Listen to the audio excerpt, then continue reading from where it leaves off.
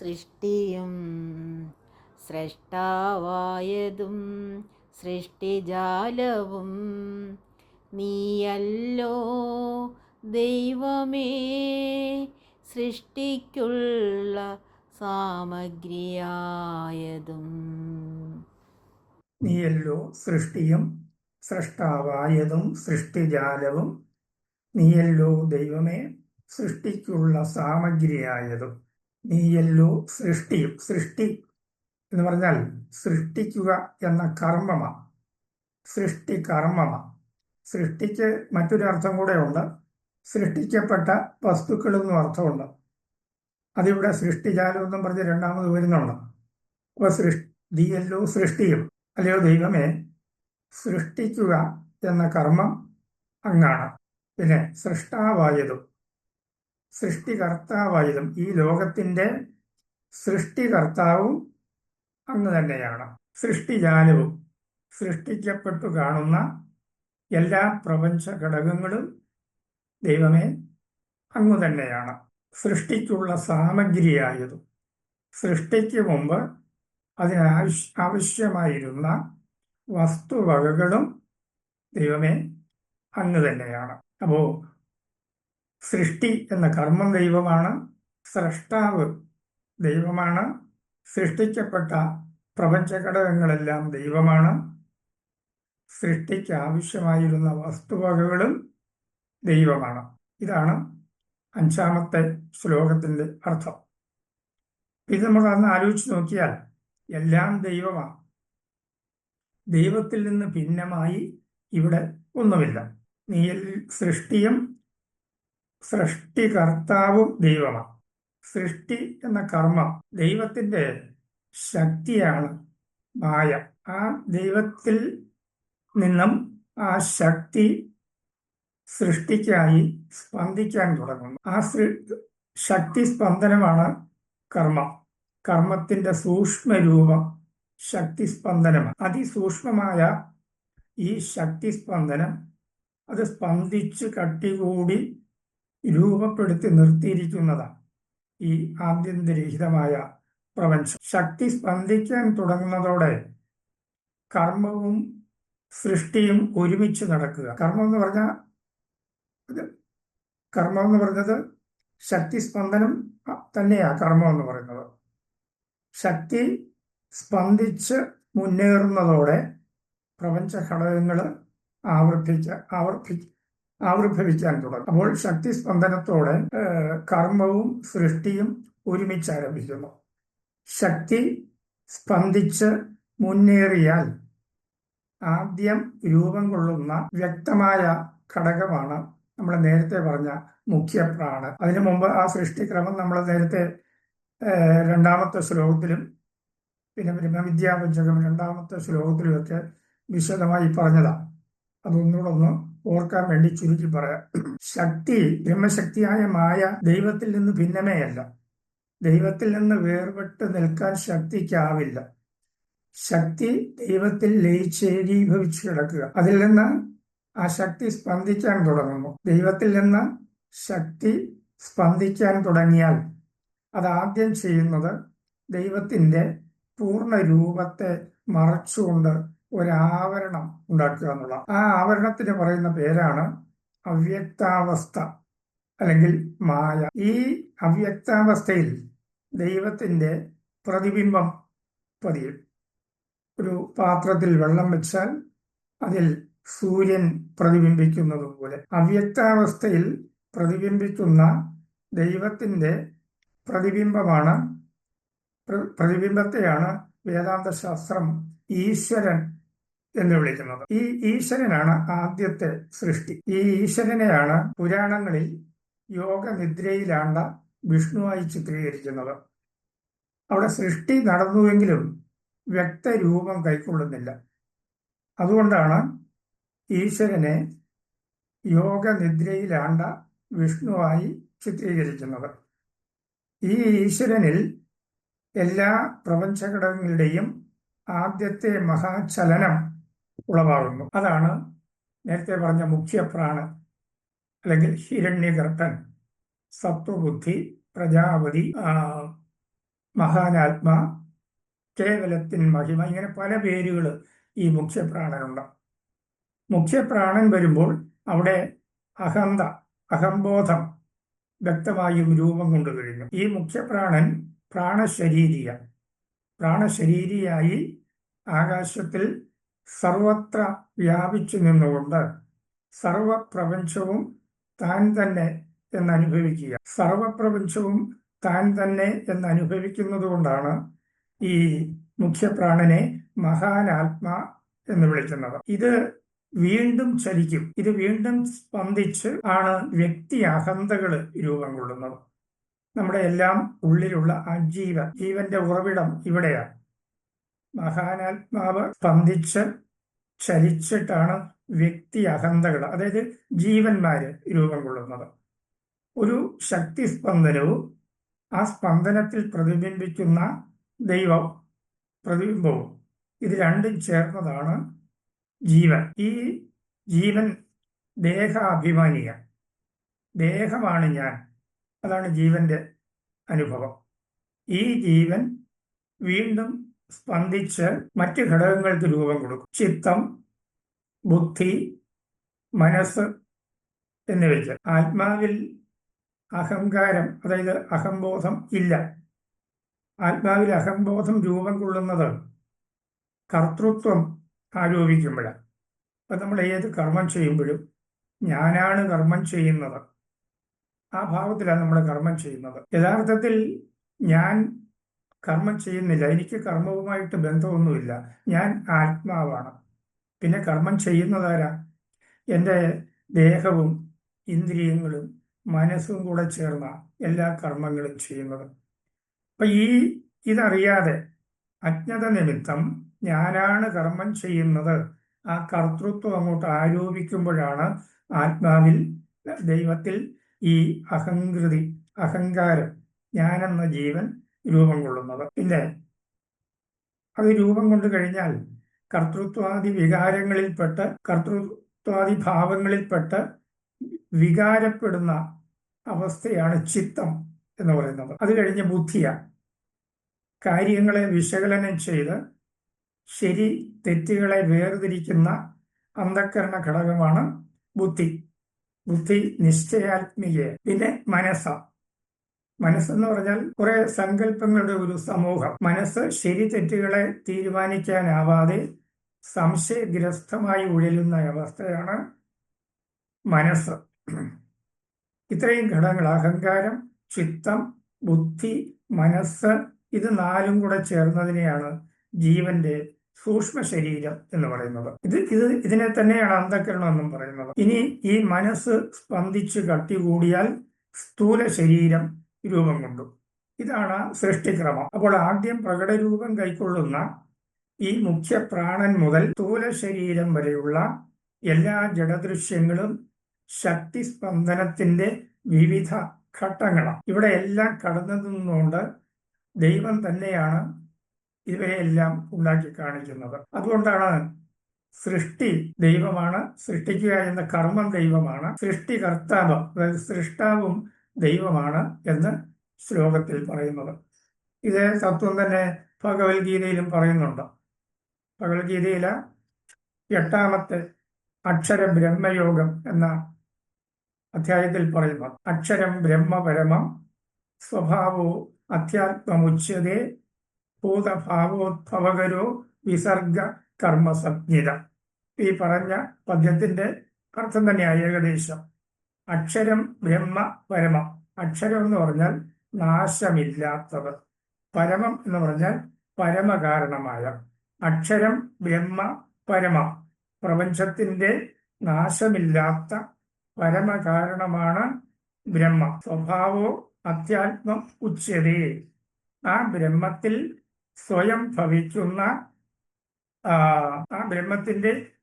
ബ്രഹ്മത്തിൽ സ്വയം ഭവിക്കുന്ന ജീവനാണ് അധ്യാത്മം. പിന്നെ ഭൂതഭാവോദ്ഭവകരോ വിസർഗ കർമ്മസംജ്ഞിത.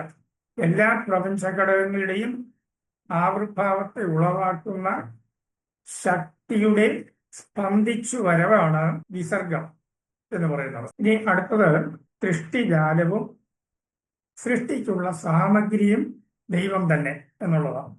എല്ലാ സൃഷ്ടിജാലങ്ങളും ദൈവം തന്നെ. അത് നമ്മൾ പറഞ്ഞു കഴിഞ്ഞു. ബ്രഹ്മത്തിൽ ശക്തി സ്പന്ദിക്കുന്നതോടെ ആണ് എല്ലാ പ്രപഞ്ച ഘടകങ്ങളും ആവിർഭവിക്കുന്നത്. ശക്തി സ്പന്ദനം നിർത്തിയാൽ പ്രപഞ്ച ദൃശ്യങ്ങളെല്ലാം ശക്തി രൂപത്തിൽ ദൈവത്തിൽ ലയിക്കും. ശക്തി സ്പന്ദിച്ചുയർന്നാൽ പ്രപഞ്ച ഘടകങ്ങൾ ആവിർഭവിക്കും.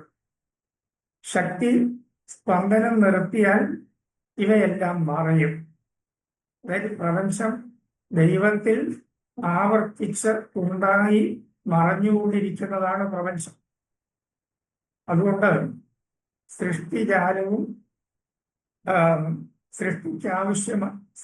സൃഷ്ടിജാലങ്ങളെല്ലാം ദൈവം തന്നെയാണ്. പലതായി കാണപ്പെടുന്ന എല്ലാ പ്രപഞ്ച ഘടകങ്ങളിലും ദൈവത്തിൽ നിന്ന് ഭിന്നമായ വസ്തുതത്വം ലേശം പോലുമില്ല.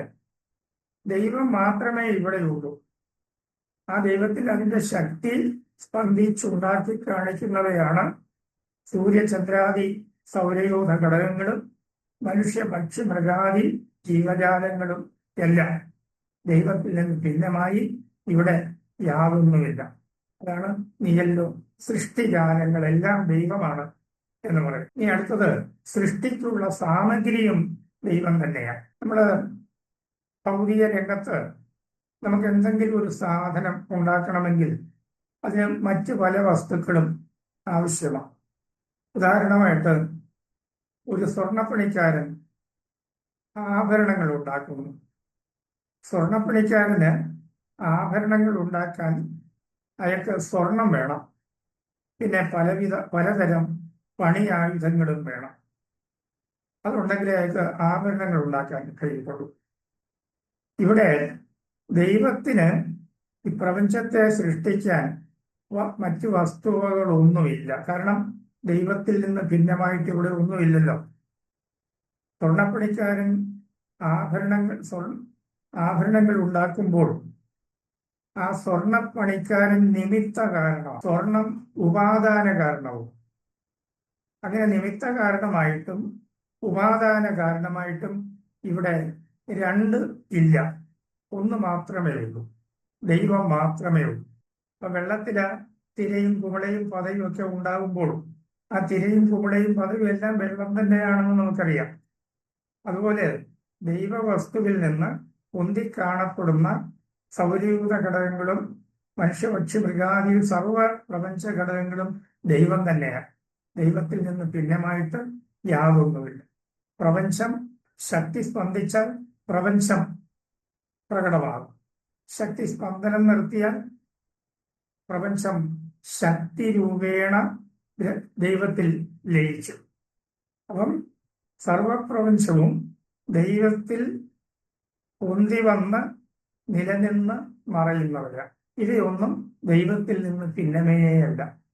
ഈ തത്വം നമ്മൾ മനസ്സിലാക്കിയാൽ മതി. ഇതേ തത്വം നമ്മൾ എല്ലാ ഉപനിഷത്തുകളിലും ഉണ്ടല്ലോ. ശാന്തോഗ്യോപനിഷത്തിലാണ് ഉദ്ദാലക മഹർഷിയുടെയും മകൻ ശ്വേതകേതുവിന്റെയും കഥ നമ്മൾ നേരത്തെ പറഞ്ഞതാണ്. ഉദ്ദാലക മഹർഷി മകൻ ശ്വേതകേതുവിനോട് പറഞ്ഞു, തദേവ സൗമ്യ ഇതമഗ്ര ആസീത് ഏകമേവ അദ്വിതീയം. സദേവ സൗമ്യ ഇതമഗ്ര ആസീത് ഏകമേവ അദ്വിതീയം. പിന്നെ ഈ പ്രപഞ്ചം ഇങ്ങനെ ഉണ്ടായി കാണപ്പെടുന്നതിന് മുമ്പ് ഇത് രണ്ടില്ലാത്ത ഒന്ന് മാത്രമായ ബ്രഹ്മം മാത്രമായിരുന്നു. ആ ബ്രഹ്മത്തിൽ നിന്നാണ് എല്ലാ പ്രപഞ്ച ഘടകങ്ങളും ഒന്നിവന്ന് പ്രകടമാകുന്നത്. അതുകൊണ്ട് സൃഷ്ടികർമ്മം ദൈവമാണ്, സൃഷ്ടാവ് ദൈവമാണ്, സൃഷ്ടിക്കപ്പെട്ടു കാണുന്ന പ്രപഞ്ച ഘടകങ്ങളെല്ലാം ദൈവമാണ്, സൃഷ്ടിക്ക് ആവശ്യമായ സാമഗ്രികളും ദൈവം തന്നെയാണ്. ദൈവത്തിൽ നിന്ന് ഭിന്നമായി മറ്റൊന്നുമില്ല. ഇത്രയും പറഞ്ഞിട്ട് വീണ്ടും അദ്ദേഹം മകനോട് പറഞ്ഞു, സ യേഷോ അണിമ ഐതദാത്മ്യമിദം സർവം തത് സത്യം സ ആത്മാ തത്വമസി ശേവവേദോ. സ യേഷോ അണിമ. കുഞ്ഞെ, ആ സത്യം അതിസൂക്ഷ്മമാണ്. ഐതദാത്മ്യമിദം സർവം. ഈ കാണുന്നതൊക്കെ അത് തന്നെയാണ്. സ തത്സത്യം, അത് മാത്രമാണ് സത്യം.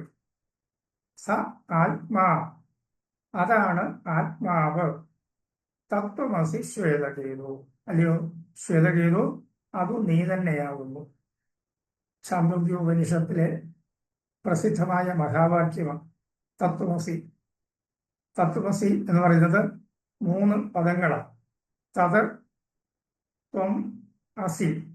തത് എന്ന് പറഞ്ഞാൽ ബ്രഹ്മ, ത്വം എന്ന് പറഞ്ഞാൽ നീ, അസി ഈ രണ്ടും ഒന്നാകുന്നു. നീ ബ്രഹ്മമാകുന്നു എന്നുള്ളതാണ് തത്വമസി മഹാവാക്യത്തിന്റെ അർത്ഥം. ഇവിടെ നമ്മൾ മനസ്സിലാക്കേണ്ടത്, ഇവിടെ എന്തെല്ലാം കാണപ്പെടുന്നുവോ അതെല്ലാം ഒരേ ഒരു ഈശ്വരനാണ്, ഒരേ ഒരു ദൈവമാണ്, ഒരേ ബ്രഹ്മമാണ്. ആ ബ്രഹ്മത്തിൽ നിന്ന് ഭിന്നമായി ഇവിടെ യാതൊന്നുമില്ല എന്ന തത്വമാണ് ഈ 5-ാമത്തെ ശ്ലോകത്തിൽ വെളിപ്പെടുത്തുന്നത്. ഈ അറിവാണ് സത്യദർശനത്തിലെ 2ാമത്തെ പടി. ഗുരുദേവനും ദർശനമാലയിലെ 1-ാമത്തെ ദർശനം, അധ്യാരോപ ദർശനത്തില് 1-ാം ശ്ലോകത്തില് ഇക്കാര്യം തന്നെ വെളിപ്പെടുത്തുന്നുണ്ട്. ആസീദഗ്രേ അസദേ വേദം ഭുവനം സ്വപ്നവസ് പുനഃ സസർജ സർവം സങ്കല്പമാത്രേണ പരമേശ്വര. അവിടെയും ഗുരുദേവൻ സൃഷ്ടി പ്രക്രിയ വിവരിക്കുക.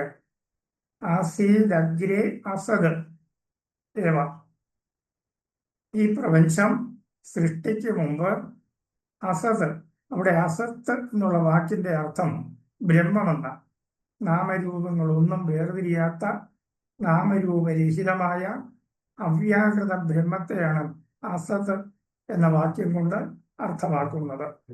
സൃഷ്ടിക്ക് മുമ്പ് ഈ പ്രപഞ്ചം നിർവികാര ബ്രഹ്മം മാത്രമായിരുന്നു. അനന്തരം സർവജ്ഞനായ ജഗദീശ്വരൻ സ്വപ്നം എന്ന പോലെ സങ്കല്പം കൊണ്ട് മാത്രം ഈ പ്രപഞ്ചത്തെ ഇങ്ങനെ നാമരൂപങ്ങളായി വേർതിരിച്ചു. നമ്മൾ ഉറക്കത്തിൽ സ്വപ്നം കാണത്തില്ലേ? ഉറങ്ങാൻ പോകുന്നത് ഞാൻ ആണ്, രണ്ടാമതൊരാളില്ല. അപ്പൊ സ്വപ്ന ദൃശ്യങ്ങളെല്ലാം എവിടെ നിന്ന് വന്നു? ഈ ഞാൻ എന്ന ജീവൻ സങ്കല്പം കൊണ്ട് എന്നെ തന്നെ പലതാക്കി അതിനെ ഞാൻ തന്നെ അനുഭവിക്കുന്നു.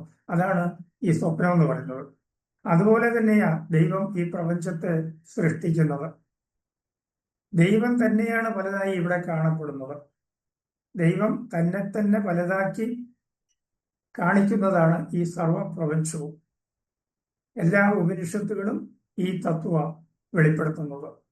ഇവിടെ ദൈവത്തിൽ നിന്ന് ഭിന്നമായി യാതൊന്നുമില്ല.